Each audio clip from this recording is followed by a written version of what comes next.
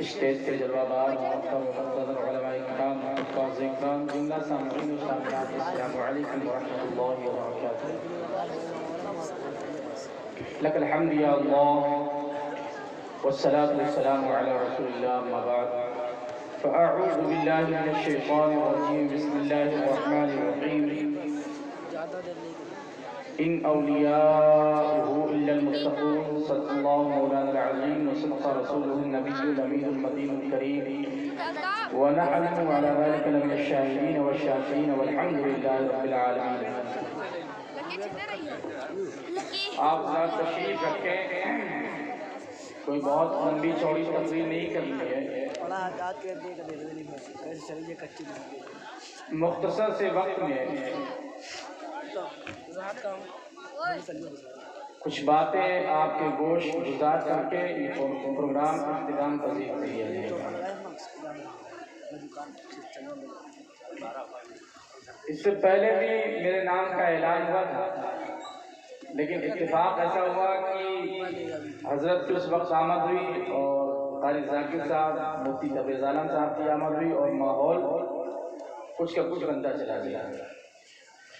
کیونکہ میں نے قاری نہاد صاحب سے کہا بھی تھا کہ بہت جلد آمد ہو. قاری نہاد صاحب نے بھی آپ لوگوں کو بتایا تھا کہ بہت جلد آمد آنے والی ہے، کیونکہ میرے پاس رشید اسماعیل صاحب کا فون آیا تھا کہ اتنے سے اتنے بجے تک حضرت کی آمد ہو رہی ہے، اور پہلے ہی فون کر دیا تھا کہ مفتی تبریز عالم صاحب کی تقریر حضرت کی آمد کروانے والی. اس لیے میری تقریر ہونی تھی پہلے، لیکن بس بات اتنی سی ہے، اے رضا ہر کام کا ایک وقت ہے، دل کو بھی آرام، رب کو جو منظور ہوتا ہے وہی ہوتا ہے. سبحان اللہ. بے شک میرا وقت اس وقت لکھا ہوا تھا، اس لیے میں اس وقت آپ سے کلام کرتا ہوں. اور مجھے کوئی لمبی چوڑی تقریر نہیں کرنی، کیونکہ میں لمبی چوڑی تقریر کرنے کا عادی بھی نہیں. بات وہی کہتا ہوں کہ جو قرآن و حدیث سے ہم نے سیکھی ہے. لہو لعب لب جھپ یہ میرے اندر عادت نہیں ہے. آپ خوش ہوں یا نہ خوش ہوں، کیونکہ میری عادت یہ نہیں کہ میں پبلک کو خوش ہوں. ہم نے قرآن کریم فرقان حمید پارہ نمبر 6 کے اندر یہ پڑھا، رسولا مبشرین و منذرین لئلا یکون للناس علی اللہ حجۃ بعد الرسول.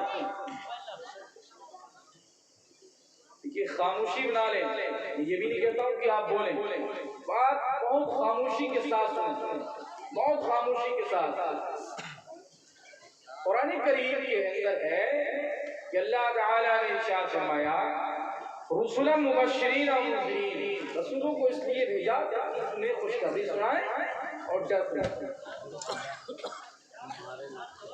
لِأَلَّا يَكُونَ لِلنَّاسِ عَلَى اللَّهِ، جب ان لوگوں نے خوشخبری سنا دی، ڈر سنا دیا، عَلَى اللَّهِ حُجَّةٌ بَعْدَ الرُّسُولِ، اس کے بعد اگر کوئی بہانے بناؤ تو اللہ کیا ہوتا ہے، کوئی حجت نہیں بناتا، کوئی بہانہ نہیں بناتا. قرآن کریم آج کے 1400 برس پہلے نازل ہوا، اور اس کا ایک ایک لفظ، ایک ایک حرف آج بھی محفوظ ہے. تو جیسے اس زمانے میں لوگ موجود تھے، قرآن انہیں نصیحت کر رہا تھا، ٹھیک اسی طریقے سے آج کے لوگوں کو بھی نصیحت کر رہا ہے. آج کے لوگوں کو بھی، یہ تو ہم اور آپ ہیں جو قرآن کہتا کچھ ہے اور ہم کرتے کچھ ہیں، اور پھر ہم اپنے آپ میں دعویٰ بھی خوب کرتے ہیں. ذرا لوگوں اپنا محاسبہ کرو، اپنے آپ کو پرکھو، قرآن کریم اور حدیث رسول انام کو سامنے رکھ کر کے اپنی حیثیت، اپنا وقار، اپنی عظمت، اپنی شان پرکھ لو، ورنہ جس دن میزان قائم ہوگا، ایک ایک چیز کا حساب ہوگا، پھر پتہ چل جائے گا کہ تم کرتے کیا تھے اور کہتے کیا تھے. سبحان اللہ. قرآن کریم کے اندر اللہ نے فرمایا پارہ نمبر 4 کے اندر، یا ایھا الذین آمنوا اتقوا اللہ حق تقاتہ، اے ایمان والو اللہ سے ڈرو جیسا اس سے ڈرنے کا حق ہے، جیسا اس سے بولو، جیسا اس سے ڈرنے کا حق ہے، جیسا اس سے ڈرنے کا حق ہے. یہ جس طریقے کا ماحول، تھوڑی سی تکلیف پہنچتی ہے تو رب کی طرح طرح کی باتیں کرنے لگتے ہو. بارش تیز ہو جائے، کھیت میں فصل کے بیج ڈالے تھے، اللہ پاک کا یہی موقع ملا ہے قاری عمران صاحب، اور کہتے ہیں ہم فخر سے ہم مکے مسلمان ہیں. میاں یہ تمہاری سوچ نہیں ہونی چاہیے، یہ طریقہ نہیں ہے. اللہ عز و جل جس حال میں تمہیں رکھے، ہر حال میں اللہ کا شکر ادا کرو، کیونکہ اس نے قرآن میں فرمایا لا یکلف اللہ نفسا الا وسعها، کہ میں کسی بندے پر اس کی جان سے زیادہ بوجھ نہیں ڈالتا. ایسا سبحان اللہ، اس کی استطاعت سے زیادہ بوجھ، وہ تو مالک ہے، رحمان ہے، رحیم ہے، کریم ہے، جو تمہیں معاف کیے، ہمیں معاف کیے. ورنہ اگر ہمارے اور تمہارے عیوب کھول دے تو منہ دکھانے کے لائق نہیں، منہ دکھانے کے لائق.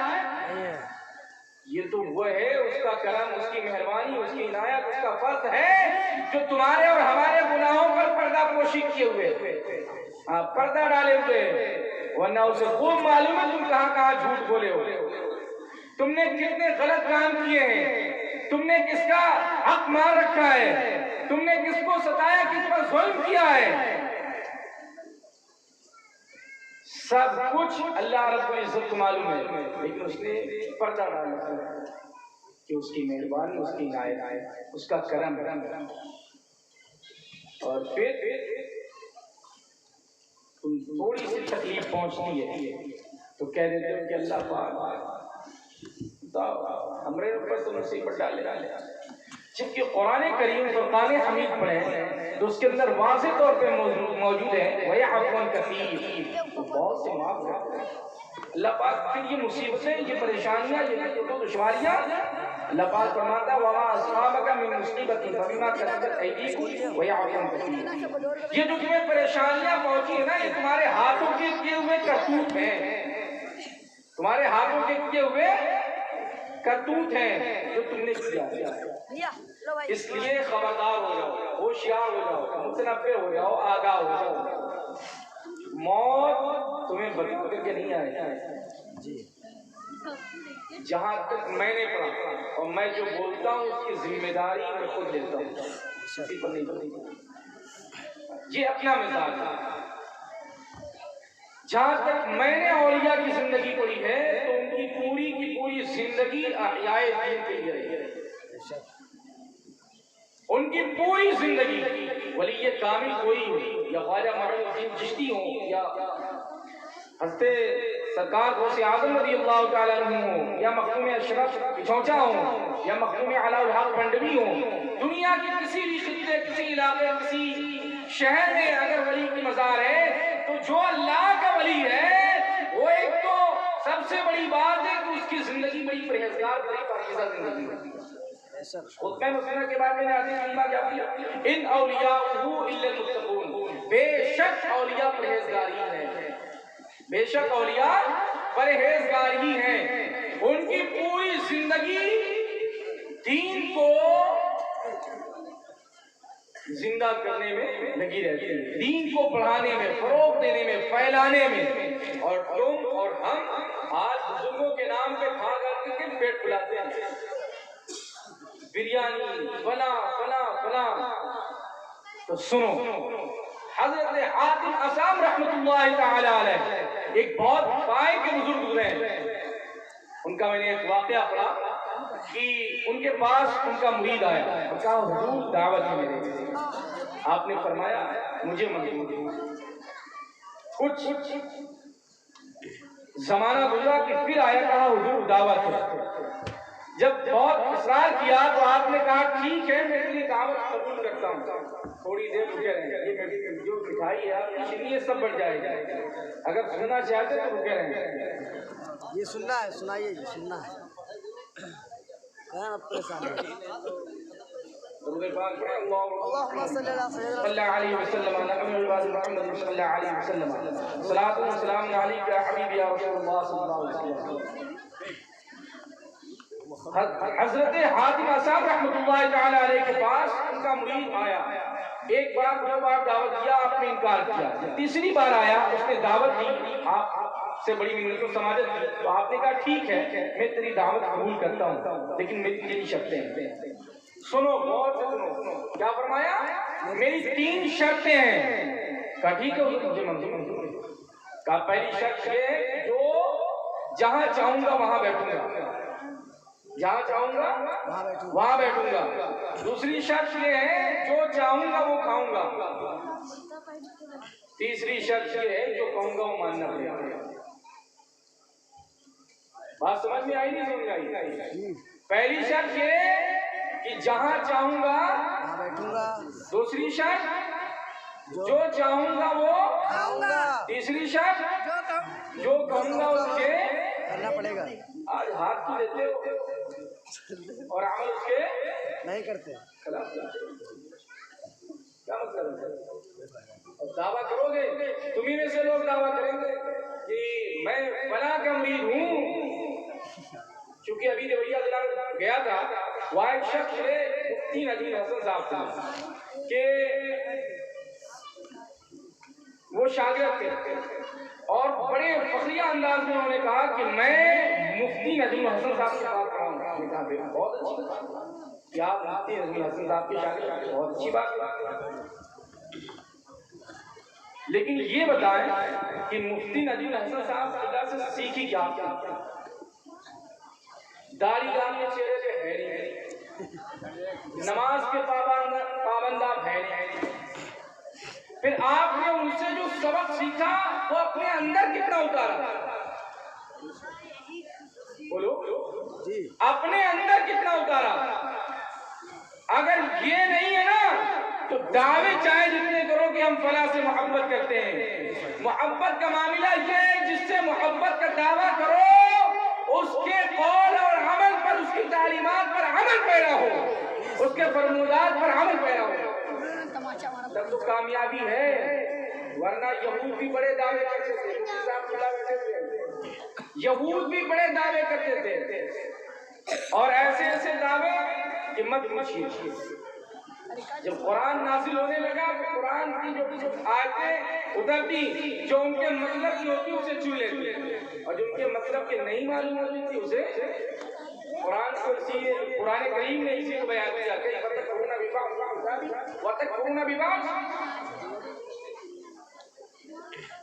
ہم اپنے اعمال کا محاسبہ کریں کہ ہم جا کہاں رہے ہیں، ہم کر کیا رہے ہیں۔ ہم دعوے تو بہت کر رہے ہیں لیکن ہم اللہ اور رسول کی تعلیمات پر کتنا عمل کر رہے ہیں۔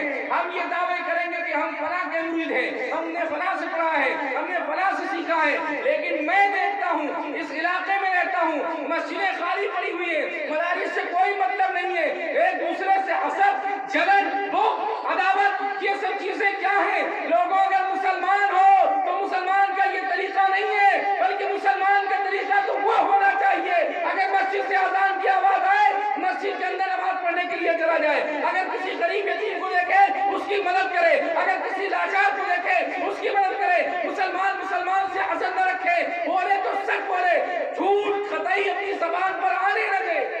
سبحان اللہ۔ دعوے کرنے سے کام تھوڑی، زبان سے کہہ دیا لا الہ تو کیا حاصل، دل و نگاہ مسلمان نہیں، دل و نگاہ مسلمان نہیں تو کچھ بھی نہیں۔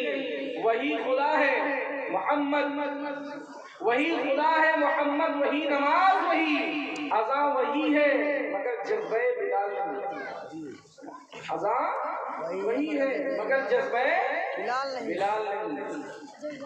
ڈاکٹر اقبال نے بہت پہلے کہا تھا وسا میں تم ہو نصارا تو تمدن میں ہنود، یہ مسلمان ہیں جنہیں دیکھ کے شرمائے یہود، یوں تو مرزا بھی ہیں، غالب بھی ہیں، سید و افغان بھی ہیں، ذرا سا بتاؤ کیا مسلمان بھی ہیں؟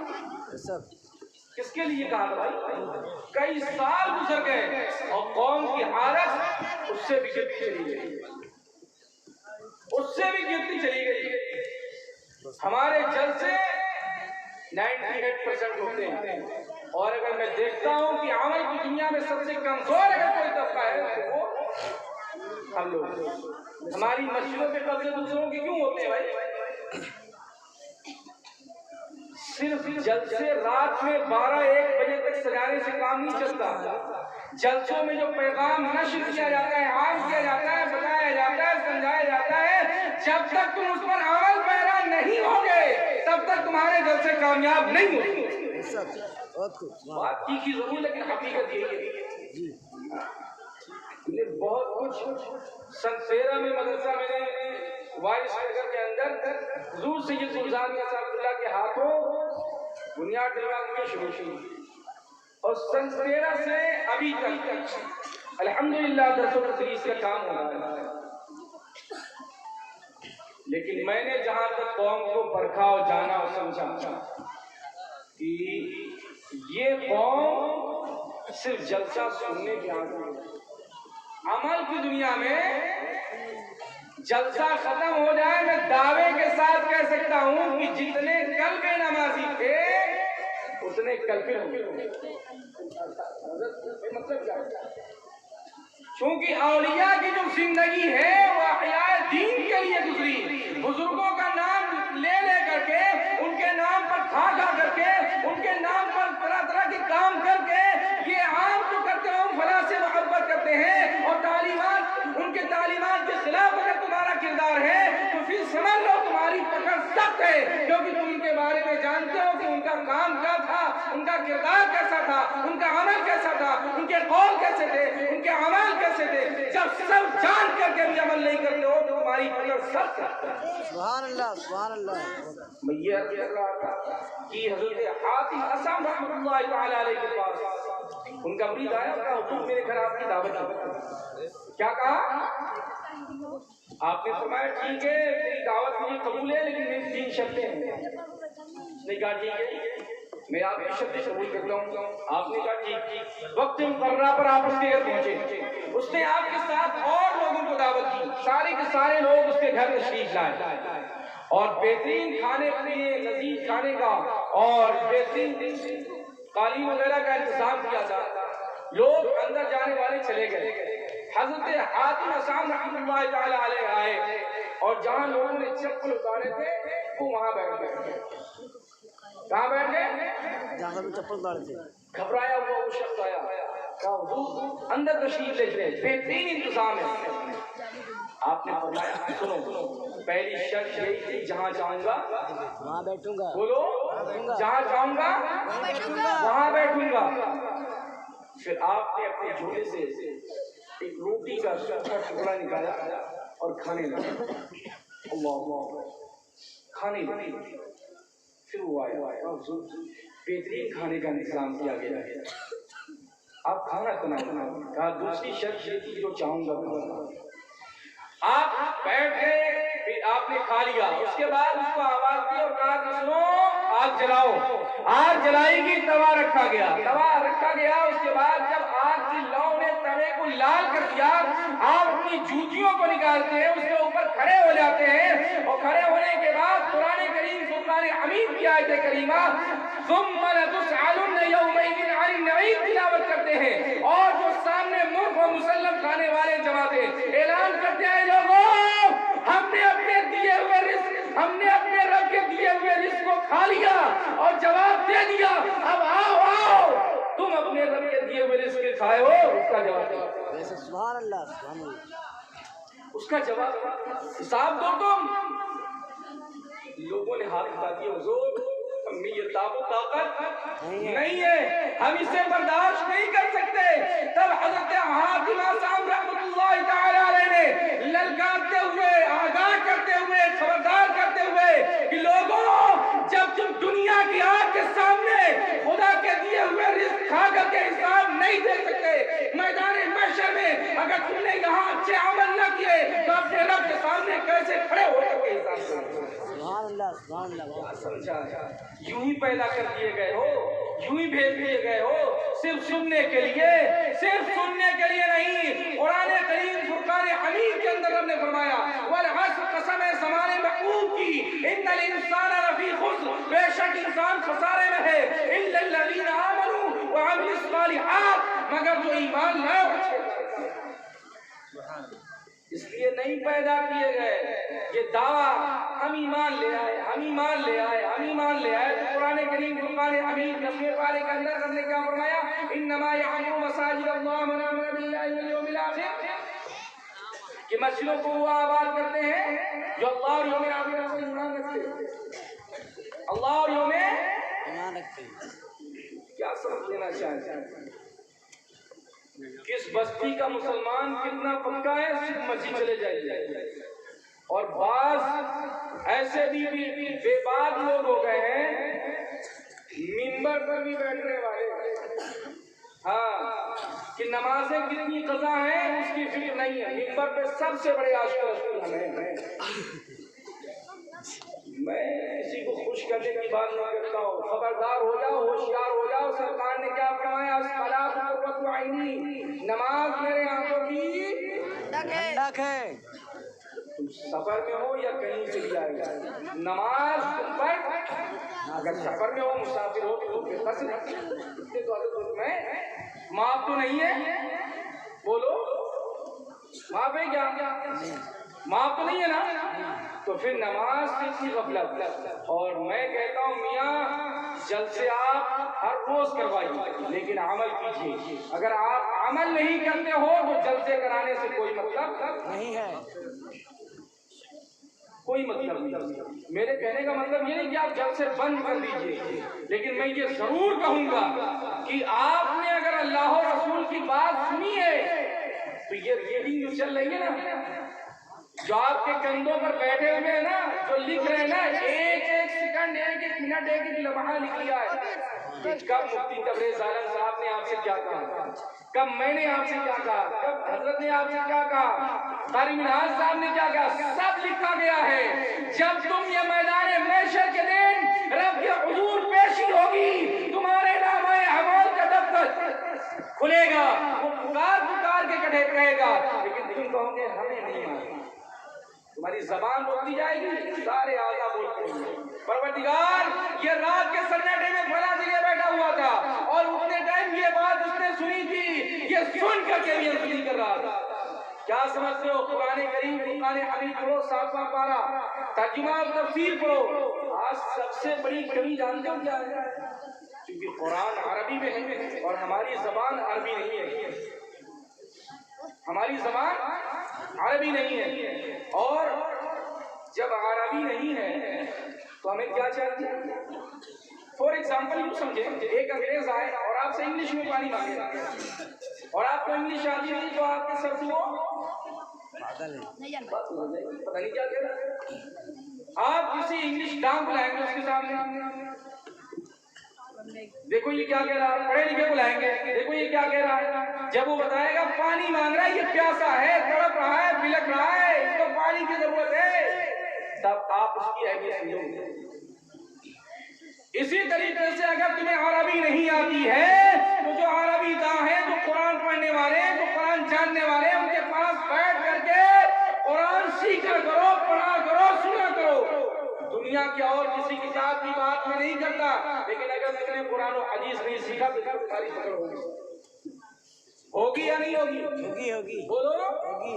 ہمیں جو لوگ سمجھاتے ہیں نا، مفتی صاحب سے لوگ کہہ دیتے ہیں بڑے ہو گئے، بوڑھے ہو گئے، اب کہاں سیکھ پائیں گے۔ قسم اللہ کی ہے کہ میں جمعے کا دن تھا اور بالکل تیاری تھی آنے کی، میرے دماغ میں یہ بات آئی کہ میرے بندوں سے یہ پوچھو کیا میرے نبی کے سارے صحابہ بچے تھے؟ پتہ یہ چلا، دماغ میں جب یہ بات آئی تو میرے سمجھ میں آ گیا کہ جس کو سیکھنے کا شوق ہوتا ہے اس کی عمر اس کے سامنے کوئی مثال نہیں بنتی۔ جب سیکھنے کا شوق پیدا ہو جائے تو بندہ بوڑھا ہو یا جوان، جب جذبہ بیدار ہوتا ہے تو وہ جوان ہی جوان جذبہ ہی نہیں ہے۔ اور سب کی زبان عربی ہوتی تھی، کوئی حبر سے آیا تھا، کوئی روم سے آیا تھا، کوئی کیا کہتے ہیں کہ فارس سے آیا تھا، کوئی کہیں سے آیا تھا، کوئی کہیں سے آیا تھا۔ ان کے اندر ایک جذبہ تھا دین کی اہمیت اور دین کا وقار۔ ان سے بھی پوچھو جنہوں نے اپنا کلیجہ دے کر کے، اپنا بھائی دے کر کے، اپنا باپ دے کر کے، اپنا بیٹا دے کر کے، اپنا تمام تر چیزیں رائے خدا میں قربان کر کے دین اسلام حاصل کیا ہے۔ تمہیں تو فری فوکٹ کا مل گیا، باپ کلمہ پڑھ رہا تھا، لا الہ الا اللہ، لا الہ الا اللہ، لا الہ الا اللہ پڑھنے لگے۔ کیا تم نے اہمیت سمجھی؟ تو یاد رکھو یہ جو تمہاری سوچ بن گئی نا جنت میں چلے جائیں گے۔ قرآن اعلان کرتا ہے محاسبکم ان تدخلوا الجنۃ، کیا اس گمان میں ہو جنت چلے جاؤ گے؟ یہ بھی اگلوں جیسی آزمائشیں اوپر نہیں آئی، ایسی ایسی مصیبتیں جھیلی ہے صحابہ نے اور اس سے پہلے انبیاء اور رسول نے، ان کے ساتھیوں نے، کہ لوہے کی کنگیوں کے اوپر کر دی گئی۔ حضرت خباب رضی اللہ تعالیٰ عنہ ایک دن آپ کی قمیص ہوئی کہ حضرت عمر فاروق اعظم رضی اللہ تعالیٰ عنہ نے دیکھا کہ آپ کے چھت پر بہت عجیب عجیب قسم کے نشانات ہیں۔ حضرت عمر رضی اللہ تعالیٰ عنہ نے پوچھا کہ خباب یہ کیا ہے؟ تو کہا عمر اس وقت تو آپ بھی ایمان بھی نہیں لائے تھے، جب میں ایمان لایا تھا میرا آقا کافر تھا، اور جب اس کو ایمان کا پتہ چلا تو وہ کوئلہ جلاتا، اور کوئلہ چل کر کے جب انگارہ بن جاتا، لال ہو جاتا، اس وقت مجھے اس پر لگا دیتا اور میرے جسم سے اتنی چربیاں پگھل پگھل کے نکلتی کہ وہ کوئلے بجھ جاتے، پھر بھی میں اللہ کی کبریائی بیان کر رہا ہوں۔ سبحان اللہ، سبحان اللہ۔ تم پر کیا مصیبت آئی ہے؟ کون سی پریشانی آئی ہے؟ اگر ویسی مصیبت آئے گی تو چھوڑ کے ہٹ جاؤ گے۔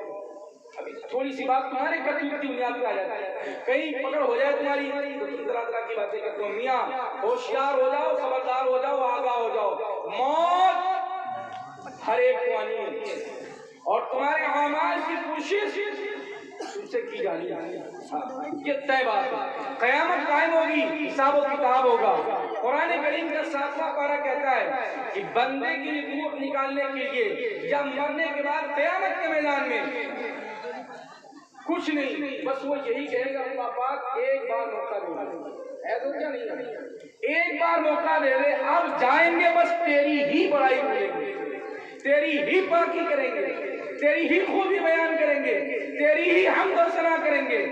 فرمائے جات کا موقع ہے، یہ تو یوں ہی پہلے بھی کہہ کے کہتے ہیں، اب یہ چھوڑ دیا جائے تو پھر وہی کرنے لگیں گے۔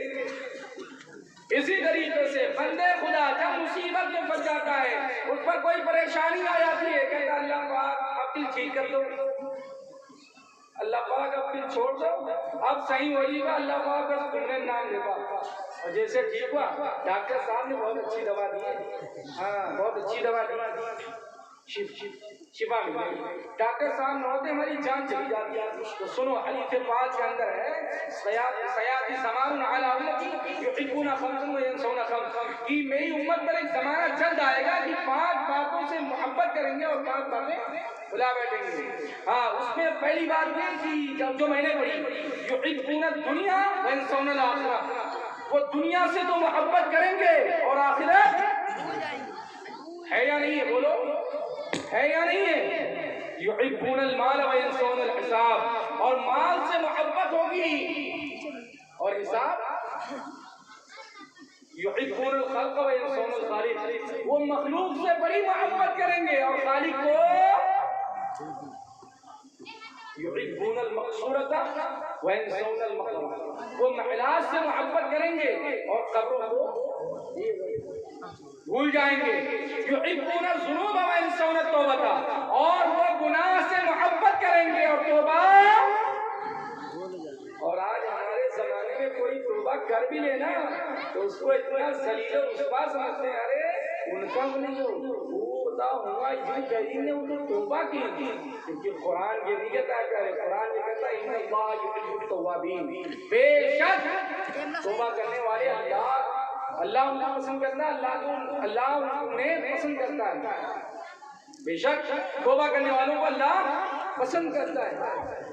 اور ہمارے ہاں اگر کوئی توبہ کر لے، یہی وجہ ہے کہ قرب قیامت کی نشانی مزید نشانی ہے کہ لوگوں پر توبہ کرنا کیا کرے گا، صحیح ہوئی ہے جب اس کو حقیق سمجھتے ہو۔ اس لیے ابھی وقت ہے میاں، سورج کب طلوع ہوگا اس کا علم تو اللہ اور رسول کو ہے، ہمیں تمہیں نہیں ہے، لیکن تمہاری زندگی کا کب سورج غروب ہو جائے اس کا بھی کوئی پتہ نہیں، نہ ہمیں پتہ ہے۔ اس لیے ہر نکلنے والی صبح تمہیں آگاہ کر رہی ہے، ہر آنے والی رات تمہیں آگاہ کر رہی ہے کہ بندے خدا جو تو خدا رسول سے غافل ہو گیا ہے، آج بھی تیری زندگی کا ایک دن کم ہو گیا، ابھی اپنے رب کو راضی کر لے، اپنے رسول کی اتباع کر لے تاکہ تیری زندگی کامیاب ہو جائے۔ میری تقریر میں نے جو اپنے خطبے کے بعد آیت کریمہ پڑھی، ان اولیاء المتقون، بے شک اولیاء پرہیزگار ہی ہیں۔ ہم نے جہاں تک اولیاء کی زندگی پڑھی ہے اس میں یہ دیکھا کہ اولیاء کی زندگی ہمارے اور آپ کے لیے مشعل راہ ہے، اور ان کی پوری زندگی احیاء دین کے لیے گزری ہے۔ آپ دیکھیں حضور غوث اعظم رضی اللہ تعالی عنہ 470 ہجری میں پیدا ہوتے ہیں اور 561 ہجری میں آپ کا وصال ہوتا ہے۔ تقریباً 90-91 سال کی عمر میں جو آپ نے دین کی خدمات انجام دیے ہیں اس کو رہتی دنیا تک فراموش نہیں کیا جا سکتا۔ ہمارے کہنے میں، آپ حضرات کے سننے میں کسی قسم کی غلطی، خامی، لفظ، کوتاہی، دانستہ نادانستہ ہوئی ہے، اللہ تعالیٰ انہیں معاف فرمائے۔ میں بھی توبہ کرتا ہوں، آپ بھی توبہ کریں۔